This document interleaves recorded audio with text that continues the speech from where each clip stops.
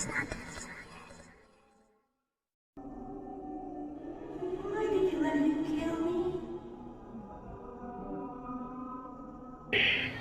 semuanya, selamat berjumpa kembali di channel kami, Misteri Malam.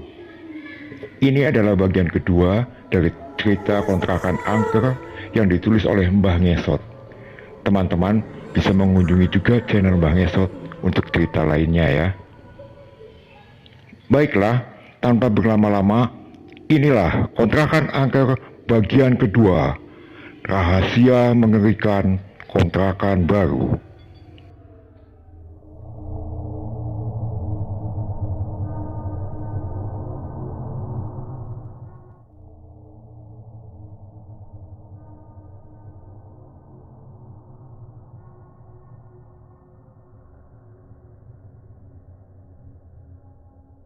Tidak bisa tidur. Ini masih jam 1 dini hari. Trio orang yang sedang mengobrol di ruang tamu benar-benar membuatku takut. Apalagi barusan ada sosok menakutkan yang tersenyum ke arahku. Siapa mereka? Apakah rumah ini berhantu? Ayah benar-benar tega ninggalin aku sendirian di rumah ini. Aku sedang mencari cara untuk menghubungi ayah.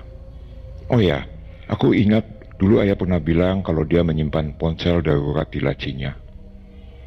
Dia menyuruhku untuk menghubunginya kalau terjadi apa-apa di rumah. Bergegas ku cari ponsel itu di laci ayah. Di laci yang paling atas tidak ada. Laci kedua juga tidak ada. Dan di laci ketiga, tepatnya di samping tumpukan majalah, akhirnya ponsel itu kutemukan. Untung saja baterainya masih ada. Belum habis sama sekali. Kupijat tombol ponsel itu, lalu mencari nomor telepon ayahku. Saat itu juga, ada seseorang yang kembali mengetuk pintu kamar. Kali ini ketukannya berjeda, dan hanya 3 kali ketukan saja. Tanganku bergetar, nomor telepon ayah susah sekali kutemukan. Setelah susah payah mencari nomornya, segera ku telepon ayah. Sialnya nomor itu malah tidak aktif. Aku berdecak kesal, lalu kembali ke tempat tidur. Ponsel itu masih di genggamanku. Sebelum aku bersembunyi di balik selimut, mataku menangkap sebuah surat di bawah pintu. Surat itu berwarna biru dan tampak mencurigakan. Karena penasaran, ku ambil surat itu lalu membacanya. Aku di bawah, tolong aku. Hanya itu yang tertulis dalam surat. Tidak ada nama pengirimnya di bawah. Siapa malam-malam begini yang minta tolong? Aku juga tidak paham maksudnya di bawah. Itu di mana? Setahuku, rumah ini tidak memiliki ruang bawah tanah. Sebelum kulipat surat itu, muncullah surat lainnya dari bawah pintu, seperti ada yang menyodorkannya.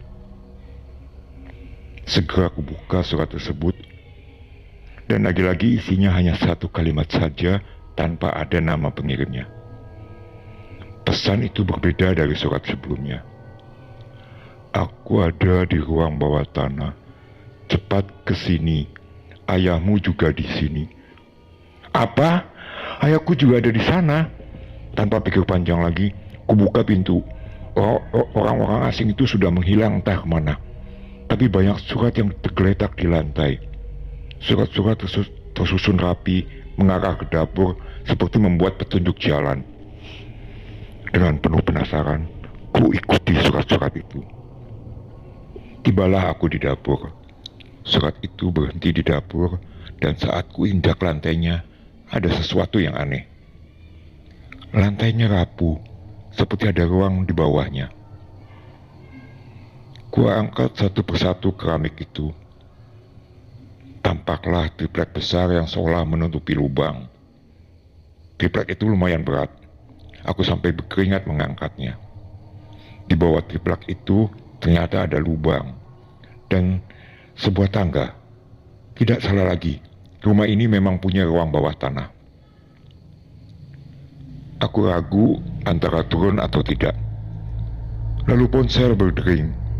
Aku senang karena akhirnya ayah menelponku. Buru-buru ku angkat telepon dari ayah. Untuk beberapa saat terdengar bunyi tut tut di seberang telepon. Setelah berhasil sambung, aku langsung mencerotos pada ayah. Ayah di mana? Rumah kita ada hantunya ya. Aku takut, di dapur juga ada ruang bawah tanah.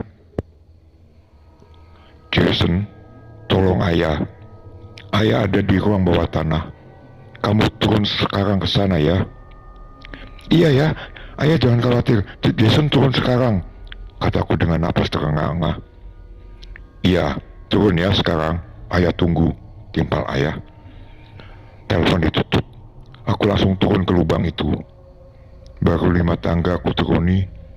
Dari atas kulihat ada ayah memperhatikanku. Ayah, desisku sambil mendongak.